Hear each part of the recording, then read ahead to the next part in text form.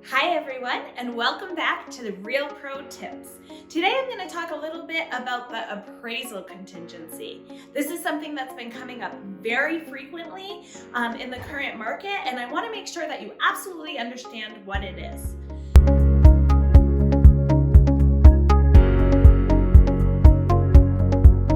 So the first thing I wanted to mention is that every property in the whole United States has three values at any given time. The first value is your assessed value. That is what the town is taxing you on, and it is, for all intents and purposes, a little bit random, meaning it's a value that is determined at some given time by the municipality, by some given person that works for the town, who may or may not have ever entered the property. It's based strictly on data that the municipality has.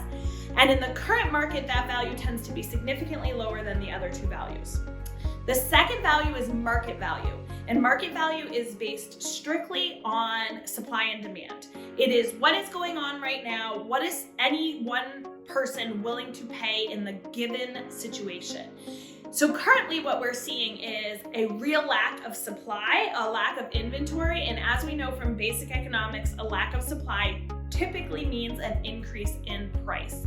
So that market value has been continuing to increase. The third and final value only comes into play if you are financing your purchase, which means it's only there if you are taking out a mortgage.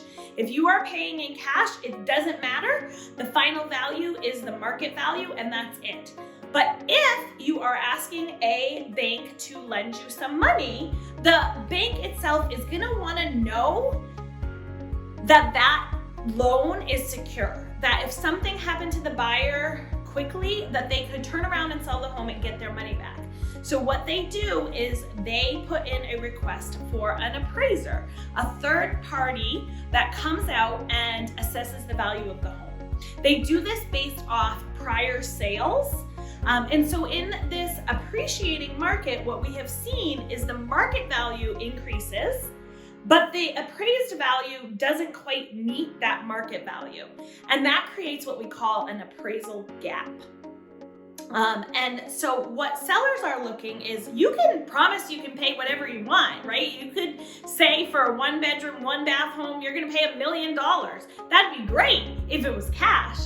If that buyer is planning to take a mortgage for $1 million on a 1-bedroom, 1-bathroom home, the bank probably isn't going to lend that, right? The pre-approval process says we're going to lend you 80%, 96%, whatever percent of the appraised value of the home.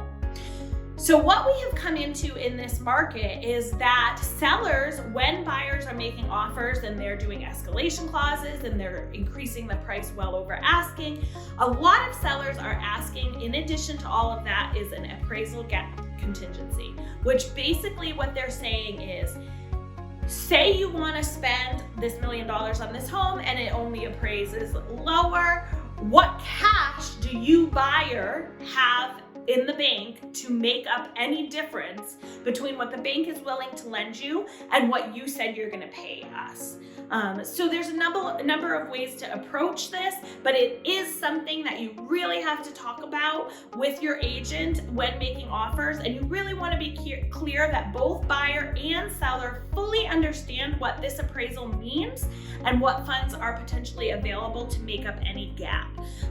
If you have any questions at all about this, please don't hesitate to give me a call. I want you to continue to dream big, capitalize on your investment in your home, and let me help you make your dreams a reality.